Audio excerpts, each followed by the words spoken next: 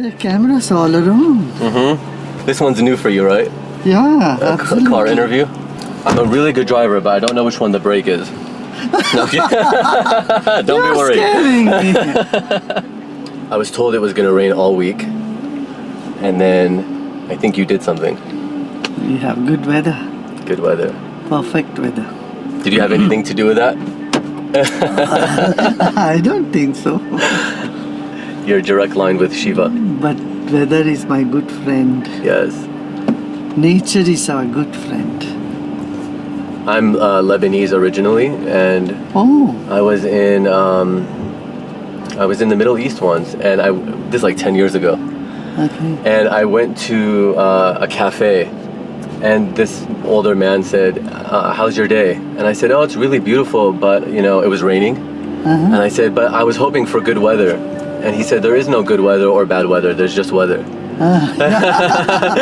And we decide, Absolutely. Everybody's waving at you.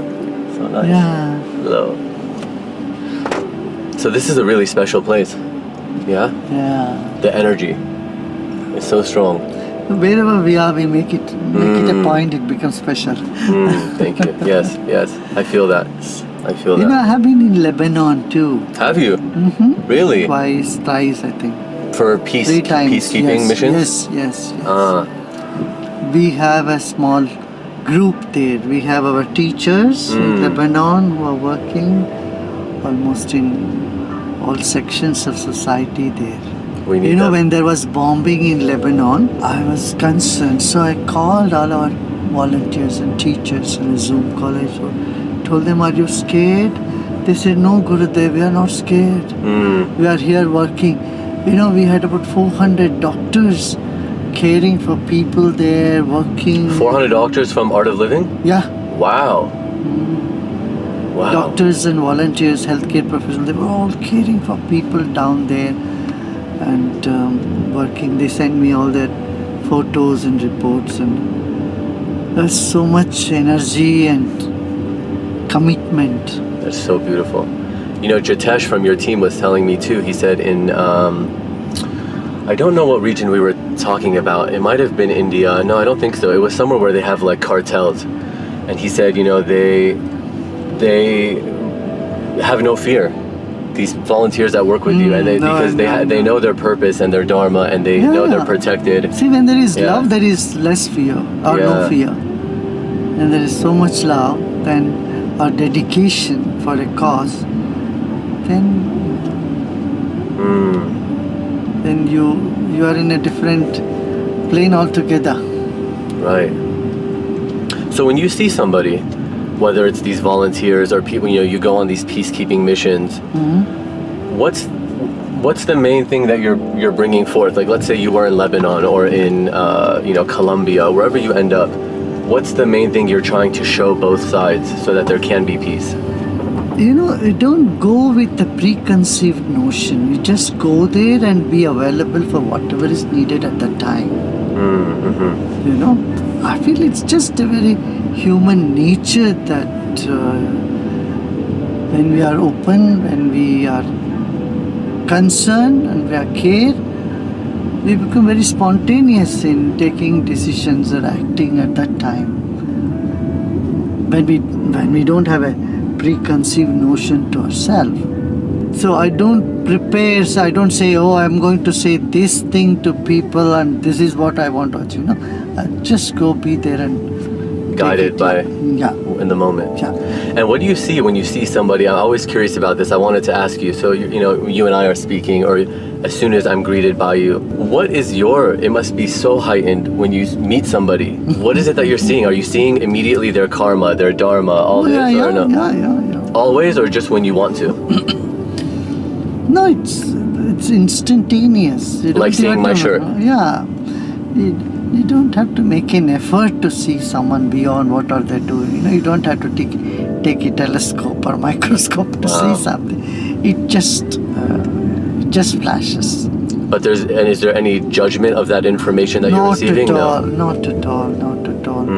Because see, on a different note, everybody is just part of one ocean. Like different waves of the ocean are just the ocean only.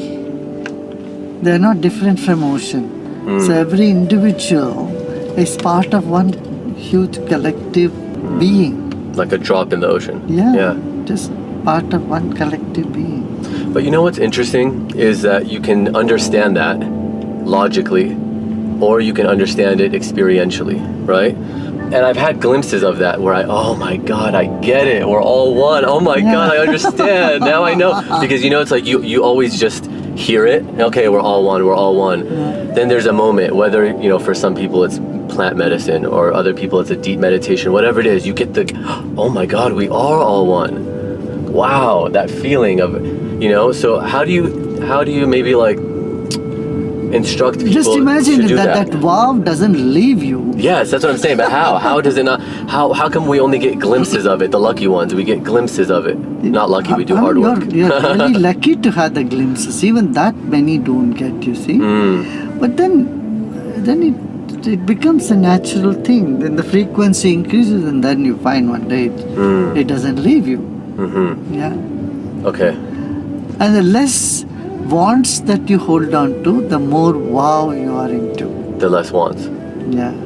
Are you of the belief, kind of like the Buddha instructed, that wants lead to suffering? Yes, wants do when you don't let go, when you are hankering on it. Yeah, it's one of the truth, and the other truth is, the other side of it is. Wants are just part of life. Wants are also part of the ocean. Okay. Right? Yeah. So, when you say I don't want to have any wants, that is another want. You see? So, that's the difference between the ancient Vedic thought and the Buddhist thought. Buddhist thought is saying, wants are the cause of your misery. Yeah. But in the Vedic thought, in the ancient Hindu thought, it's said wants can be there. That's one part of your life. Dharma, and then means for the dharma, and then wants, and then liberation. Liberation, the freedom must follow the wants. If there is no freedom, you are holding on to the wants only, then it becomes miserable. I think that's more optimistic. I like that. Yeah, dharma, artha, kama, moksha, that's it.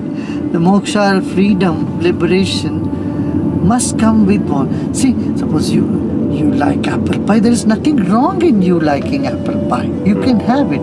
But you get obsessed with apple pie. Oh, when it becomes compulsive. Compulsive, yes. Yeah. Then you become miserable. Yeah. Okay. Rather than just saying, okay, I'm right now in this human body. This human body wants apple pie. And you can enjoy it. What is wrong? But not become obsessed with it. Not become obsessed. The whole world is there for you to enjoy. Yeah. Don't feel guilty in having your nice meal, But if suppose you don't get that nice meal one day, you should not throw tantrums, or you should not be off your track. Yeah. See? That is the stability. That's the Vedantic thought. You say, okay, you can have your wants, but fulfill your wants, but realize you get back to the same point where you were before the want arose in you. Right, and don't forget the end goal, right? The end goal. Why am I here? Why am I really here? Why are you here? Your main thing is to know your ultimate nature, right? Freedom. You know what's interesting about all of that also is I realized recently, probably in the last few months, that whatever we call it, awakening, enlightenment, hey, look at the nirvana. Wait, can I stop? Oh God, which tree? This one? Look at any tree. No more questions, just look at the tree. What's happened? That's the answer. Look at this. Yeah. Every question here will turn into wonder. Wow. Wow, look at the greens. Look at the different type of greens there. Yeah. It's not one type of greenery. See, but this is why I want to ask you, because you're in this moment always, right? There's there was a time I was in college. This is like 15 years ago. I was late to a class like 20 minutes because I couldn't stop staring at Do you one see a tree. lot of gravels on this? Yes. road? But I'm pulling you to the present, puppet. oh my god! But the present. But I have You're questions. taking me 15 years back. Now look at this here. Look at the gravels. Okay, keep it here. Yeah. Look at those clouds hanging out there. Look at this tree. No, really, look at this tree. It's stunning. Yeah. And you're growing to be one like that, right? I'm going to. No, do it I'm like not that. going to talk about 15 years back what the tree was, how big it was, Right, and right. how small it was. Now you enjoy these clouds. Okay, so that's the answer. Just be here now, always. Okay, so then is the same thing with nirvana, awakening, enlightenment, all that? Unlearning. Not attain it, but just be aware of it. Unlearning. You know, you learn a lot and a lot of stuff that you are stuck in your memory now. The whole process, nirvana is just the process of unlearning. Just let go. Every time you are driving, if you just remember you are just in L-board, you are learning license. What do you call it? L-board? You like learning? Oh, Yeah. Teleporting? No. L-board, no? You are learning. You're learning to drive. Then you see everything every move of you Like it's the first time. the first time. Yeah. And if you're a good driver, you really don't enjoy your drive. Yeah. True. You don't enjoy your every move, you see. There is a little difference. If you're a learner, you are a little bit nervous because it's the first time you are learning, you are nervous. But when you are in the moment, it is the same experience of driving the car for the first time without being nervous. Yeah, right. So you take the nervousness away, but the curiosity and the attention is still The there. attention is there and liveliness. Really is so beautiful here. Wow. It's all these ups and downs and the windy road that makes it more interesting. Like life. It's better when I don't ask questions. I just let you talk. Whatever comes up, let it come up. One thing is seeing all these plants and the trees makes me think of the wisdom that nature has that we can learn from. And part of that is, there's like two schools of thoughts, I think, with plant medicine, whether it's ayahuasca or psilocybin or whatever it is, and I've done plenty of those. You get these amazing glimpses, but what I found, and I would love to hear your opinion or your belief, is the Kriya or yoga, meditation. It's so much deeper because it takes you there without being dependent on something. That's really fascinating. You can go into your own space and you find that you don't need an extra stimuli to quieten the mind or to experience an altered state of mind. Do you have any peace missions coming up that you're working on? So volunteers are doing everywhere. But now the immediate thing is, you see the mental health of our society, about young people getting so restless and so agitated and aggressive. You see the shootings happening. Yeah, always. It's appalling. I used Now to know. it has spilled beyond America to even Norway and Denmark yesterday in Denmark. Yes, yeah. This is all a big concern.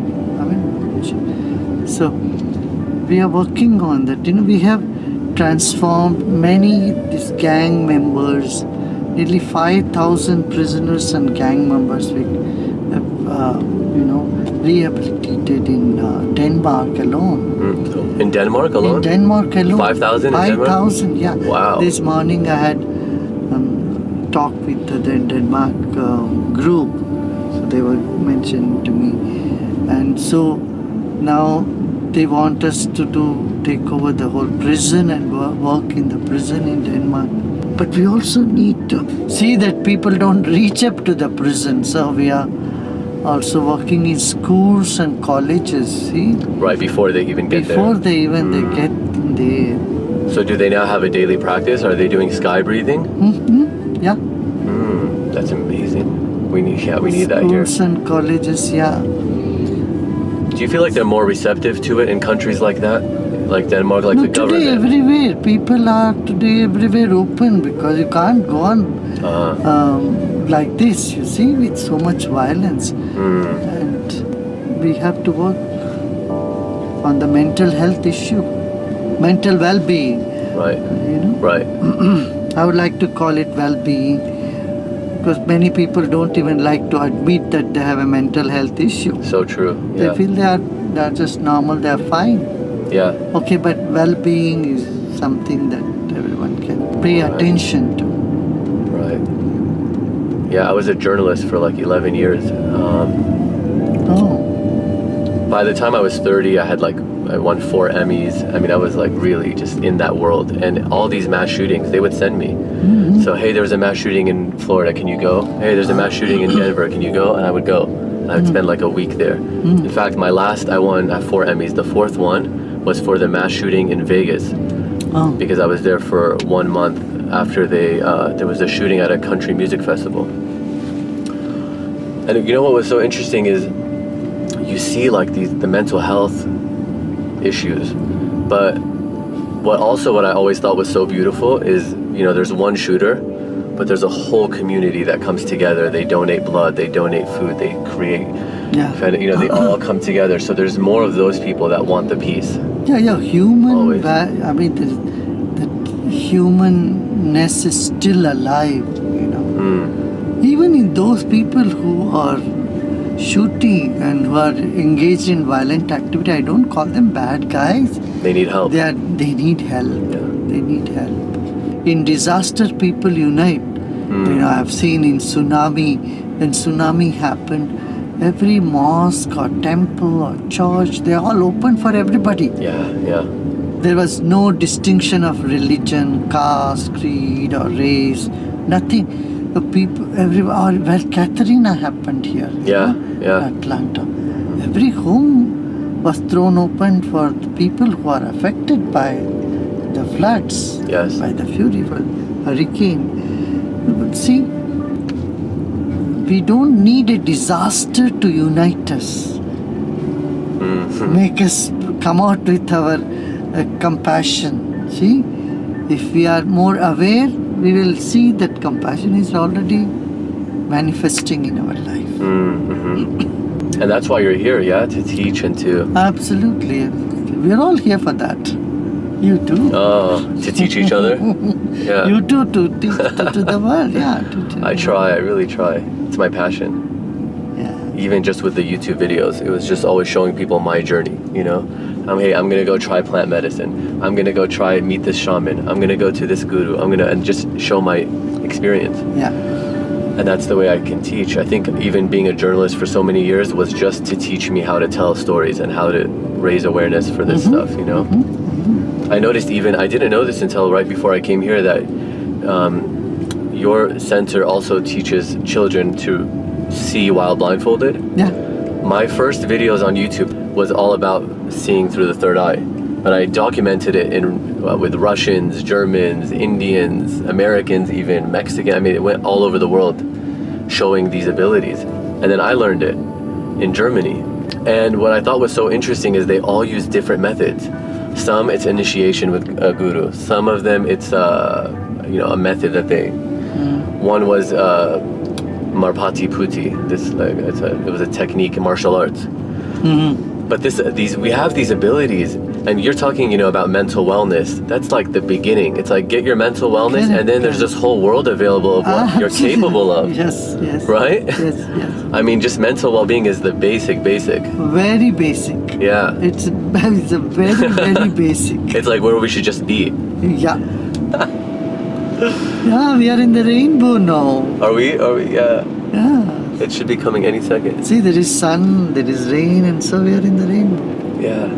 Do you think it would be easier for you if you were living, like in a cave somewhere here and just focusing your full time on your awareness, or can you maintain it just the same with all this work that you do? Yeah, it doesn't matter to me. Really? No. Yeah. If you are seeking, you have to go into a cave. But when you are found, you are at home everywhere in the world. So it doesn't need to be maintained. Like, No, what you yeah. need to maintain. That's it. You're aware of it. You can't. You don't need to maintain your nature. It will never leave you. Wow. Yeah. The sun doesn't try to say that I want to maintain my energy, and it's there. You see. What's so funny is it's so simple, and yet because it's so simple, we're like, we need more. You know. It's simple, and I understand it is very difficult also. But when you speak to an insomnia patient, that sleeping is very natural. Just lie on your bed and you will be able to sleep. They will not get it. You can't understand that. For them, you have to give them something to sleep well. See, look at that. Look at the valley here. The Blue Ridge Mountains. Yeah, but also you have to focus on the road. Luckily, we have a whole procession Simultaneously, you behind have us. to do both. This is exactly what life demands also. You look within, and then you also do what you need to do outside. Anything that is not natural to you, but you have to be pretentious, is such a big burden. Yeah. I feel it's a huge stress and burden to be pretentious. But for those who have lived their life, are programmed to be in that state of pretension all the time, they don't feel it that way. But when they get the glimpse of what freedom is, it's like a bird being in the cage does not understand what freedom is. Once it knows the freedom, it doesn't want to get back to the cage. Yeah. But then it wants to know how to stay out of the cage. Like for me, that's where I'm at now with the glimpses in, even just honestly in plant medicine has been the most. That's when you become a seeker. When you get a glimpse, you become a true seeker. Because you want to go back to that. Yeah. So you can't long for something which you have no idea about, right? I have a gift for you, but I wanted to give it to you on camera because then you have to pretend you like it. It's just a very small thing. Wow. Ignore the bag, it's not related. Oh, Ganesh. Ganesha. Oh, thank you. Thank you so much. You're welcome. Thank you so much for this. We all have Ganesha within us. You only have to uncover him. Take him out of the package. Yes. And take him out of the package. Ganesh is present inside of you, but he is inside a package. You have to uncover. You brought the whole knowledge here. Wow.